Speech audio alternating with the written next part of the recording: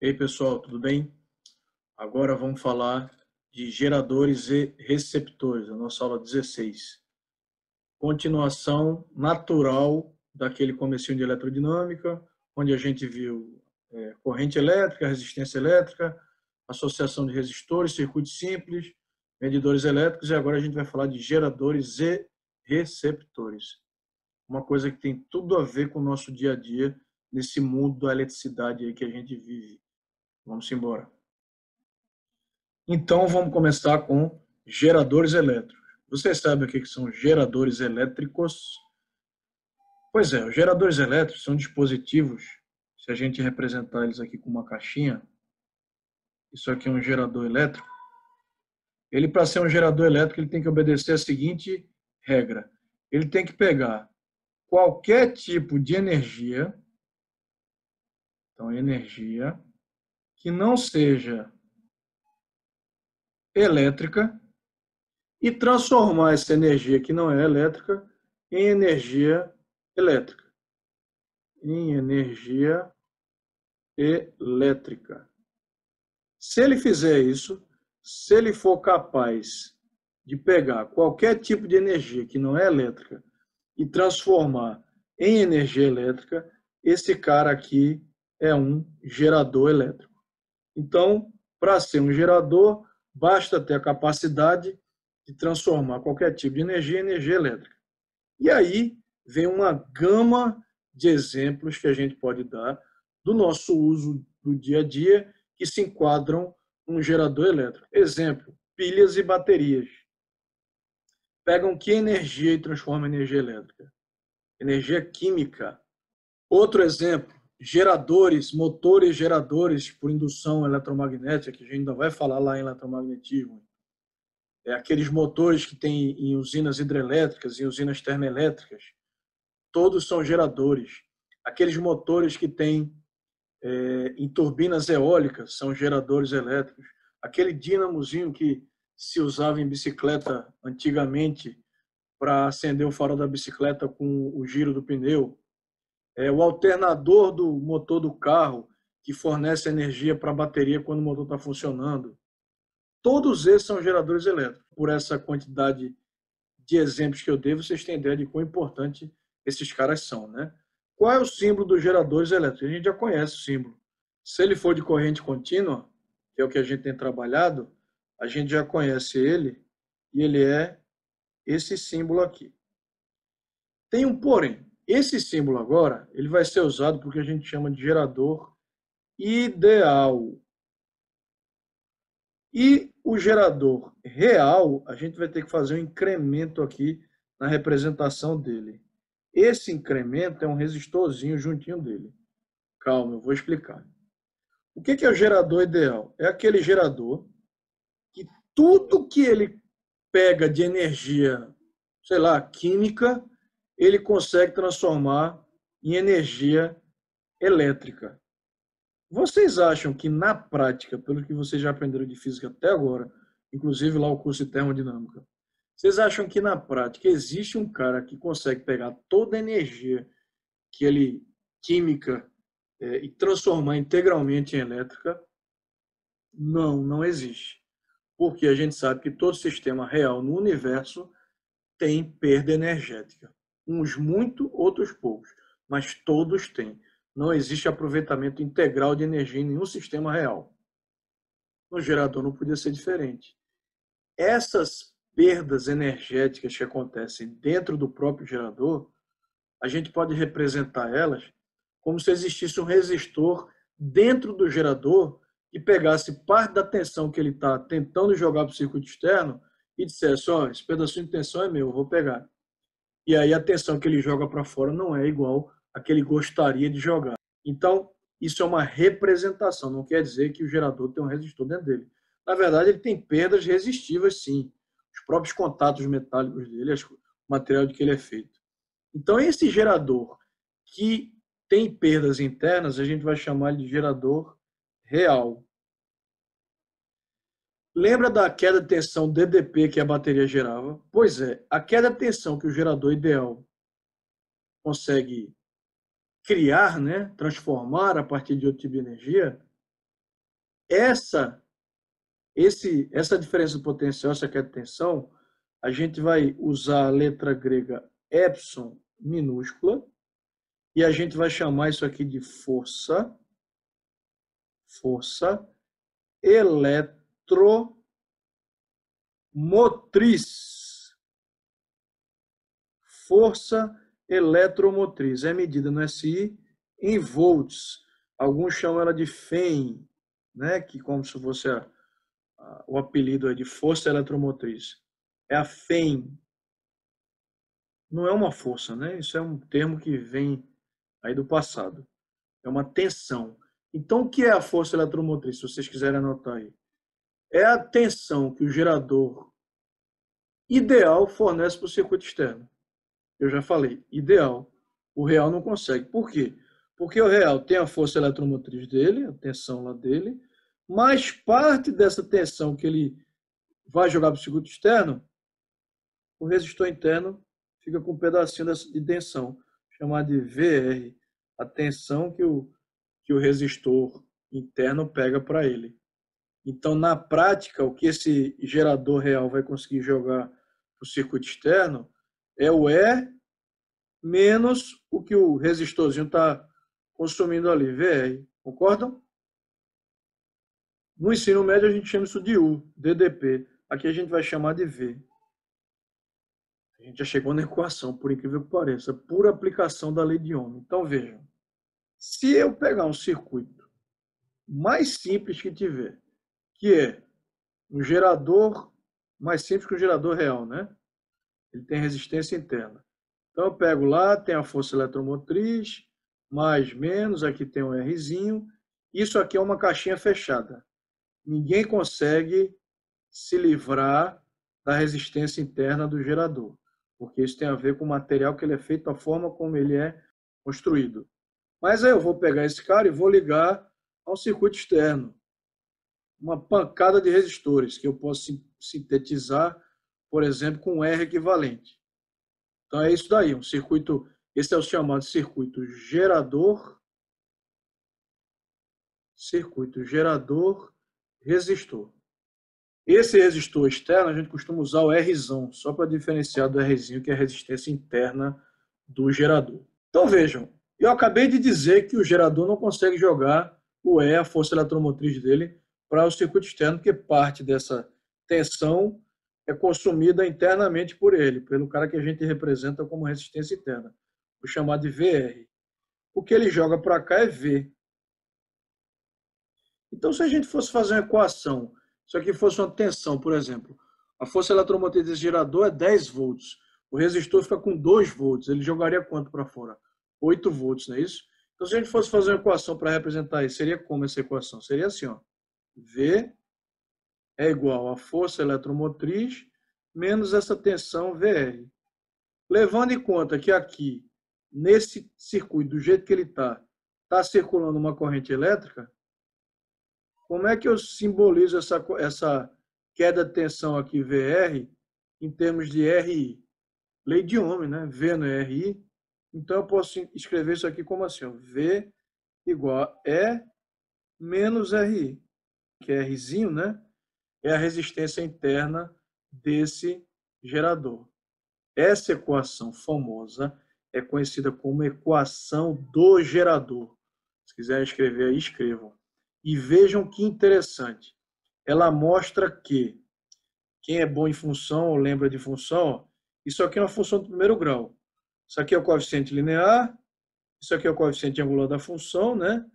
Isso aqui é a variável independente e aqui é a variável dependente, o x e o y, né? Se eu for plotar um gráfico, vou fazer um esboço de um gráfico, tensão versus corrente para um gerador. Vocês acham que esse gráfico vai ter que, cara? Primeiro, é uma reta ou uma parábola? É uma reta, porque isso é uma equação de primeiro grau. Ela é crescente ou decrescente? Decrescente, porque o coeficiente angular é negativo. Então, ela é assim, ó. Onde é que ela começa aqui? Não é no coeficiente linear? Quem é esse cara? É a força eletromotriz do gerador. E esse cara aqui? Esse cara é a corrente quando a tensão for zero. Quando a tensão for zero aqui, Se eu colocar zero ali na equação, como é que vai ficar?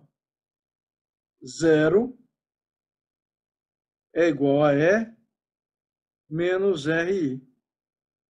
E é igual a RI, I é igual a E sobre R. Você vê nesse gráfico aqui, quanto maior a corrente, menor a tensão, né? Você vai aumentando a corrente, a tensão que o gerador joga no circuito externo é menor. Por quê? Porque o consumo interno dele está aumentando. Tem uma corrente que ela é tão alta que essa tensão que ele joga para fora é zero. Ou seja, todo resistor interno consome tudo que está sendo gerado pela força eletromotriz. Essa corrente aqui a gente chama de corrente de curto-circuito. ICC. Ela tem o nome de corrente de curto-circuito. E é claro que ela é a tangente desse triângulo aqui, né? Tangente de θ aqui, ó. Cateto oposto pelo cateto adjacente, ou a derivada, né? Por que tem esse nome curto-circuito? Aí eu vou abrir um adendo aqui.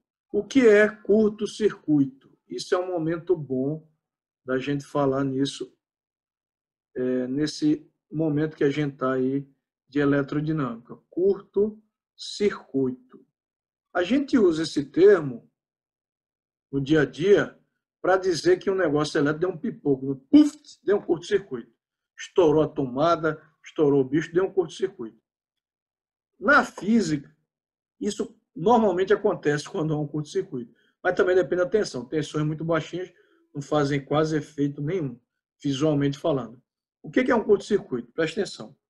Se você tem um resistor ligado a um gerador, né, uma bateria, ideal por enquanto, esqueça essa história de resistência interna, vai passar uma corrente aqui, vou colocar no sentido convencional, você tem R aqui e tem, vou chamar de E agora, tá? O ideal. O que acontece é que o potencial elétrico desse ponto aqui, isso já foi discutido A, é diferente do potencial em B. É por isso que existe uma diferença de potencial V de AB aqui, ou V de BA. O que acontece é, quando não há diferença de potencial entre dois pontos de um circuito, ou quando dois pontos de um circuito estão com o mesmo potencial elétrico, a gente diz que eles estão em curto-circuito. Eu posso fazer isso aqui? Posso. Só basta eu pegar um fio aqui, ó, um fio ideal, né? Isso aqui é um fio ideal, o mesmo fio que está no circuito, e fazer isso aqui, ó.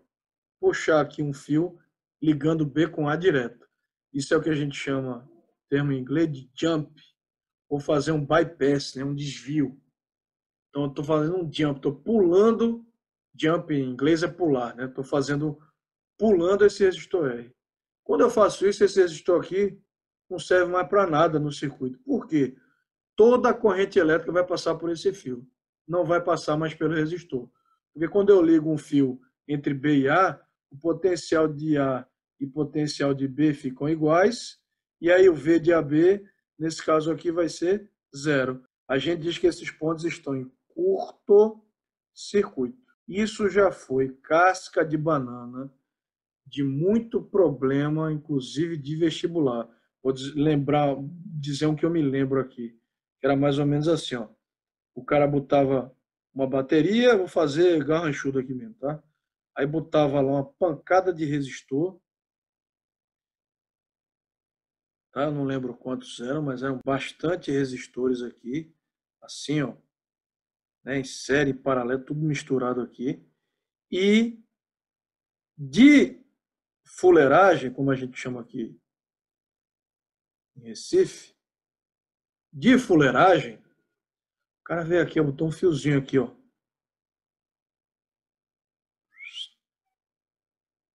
Sem dizer nada. Aí deu os valores dos resistores lá todos, 10 ohms, 5 ohms, 8 ohms, 20 ohms, e da bateria. Aí pedia lá, qual é a corrente total, qual a corrente está passando no resistor tal, qual é o problema? O problema é que no momento que eu liguei esse fio aqui, ó, se eu chamar aqui de ponto A e B, eu liguei um fio que não tem resistência, porque é um fio ideal, e fiz com que o potencial de A e B ficasse o mesmo. Então não existe DDP entre A e B. Traduzindo, esses dois resistores não servem de nada e esses dois também não servem de nada. Por quê? Porque a corrente vai vir aqui I vai passar por esses dois resistores e depois ela pega esse caminho aqui direto. Então, esse resistor está em curto-circuito e esse está em curto-circuito. Entenderam? Vamos voltar lá para o gerador. Então, a equação do gerador, V igual a E menos RI, e o gráfico lá é esse. E agora vocês sabem porque o nome é corrente de curto-circuito, porque a tensão aqui vai para zero aqui no gráfico, né? Nesse ponto aqui do gráfico, a tensão foi para zero, quando a corrente aqui é ICC. Chama-se corrente de curto-circuito. O que acontece? Quando a gente fala em gerador, como eu tenho perda interna agora, tem sentido eu usar aquela grandeza lá, rendimento, já que eu tenho um gerador real que tem perdas internas. Rendimento. Letra grega eta, né? Ou eta, como alguns chamam. Então tá aqui. O que acontece? O rendimento, eu falei isso também aí numa das aulas anteriores, ele diz que é a potência útil pela potência total. Você pode até brincar com isso, né? Lembrando que a potência total é sempre a potência útil, PU, mais P dissipado. E aí você pode trocar aí potência total por PU mais P dissipado, ou PU por PT menos PD, jogar lá em cima, isso fica 1 menos PD sobre PT. Enfim, a fórmula principal é essa daqui, para rendimento. Então, no caso de um gerador, como calcular cada uma dessas potências? Então, no caso lá do circuito simples, né? Gerador, receptor, que eu coloquei agora há pouco aí um exemplo. Então, imagina lá que a gente tem lá o meu gerador, dessa vez é o gerador real, né? Não é o ideal, tem uma resistência interna, ligado aí a um circuito externo, que pode ser sintetizado como um resistor só. Então, meu resistor externo é Rzão, meu resistor interno é Rzinho e minha força eletromotriz Epsilon. Vamos pelo mais fácil. Onde é a potência dissipada aqui? No núcleo desse gerador, ou seja, relacionado à força eletromotriz, relacionado à resistência interna ou à resistência externa. Dissipado é perdido. Perdido é aqui. Como é que eu calculo potência usando resistência? Pode ser RI quadrado, né? Então, essa potência dissipada, eu posso escrever como R vezes I ao quadrado. A potência útil é quanto eu realmente vou utilizar no circuito. É isso aqui. Eu falei para vocês que isso aqui é uma caixinha fechada. Eu não consigo mexer aqui.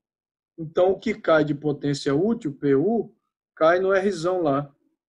Eu posso usar, sei lá, posso usar Rzão I ao quadrado, posso usar V ao quadrado sobre R, ou posso usar V vezes I para essa potência. Vamos usar V vezes I. E a potência total, que é quanto ele gasta, né? É relacionada ao Epsilon, que é quanto ele gostaria de jogar para o circuito.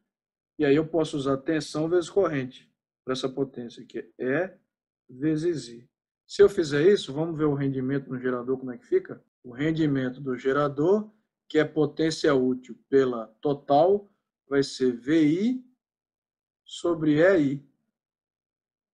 I com I desaparece. Resultado final, esse rendimento do gerador vai ser V sobre E. A DDP que ele joga lá no circuito externo, que é variável, né, depende de que circuito externo está ligado a ele, pela força eletromotriz, que é uma característica dele. Lembrando que isso aqui não tem unidade de medida, é adimensional, né? Eu estou cortando volt com volt. E olha que negócio legal agora que eu vou fazer. Isso aqui não deixa de ser conservação de energia, né? Porque isso vem daquela relação, energia total é a última dissipada. E a gente divide por ΔT e acha potência. Eu fiz isso aí também. Volta aí na minha playlist, vê a aula de potência elétrica e eu mostrei isso daí. Vamos destrinchar essa equação baseado Nisso aqui que eu escrevi, ó, agora, vamos ver o que isso vai dar? Vê que mistureba. Então, potência total é E vezes I. É vezes I. Igual a potência útil, V vezes I. Mais potência dissipada, Rzinho vezes I ao quadrado. Estão notando que tem I em toda a equação aqui. Vamos tirar ele. E aqui morre e sobra um I. O que vai ficar aqui? Ó? E é igual a V mais RI. Vamos explicitar em função de V. Passo o RI para o lado de lá negativo.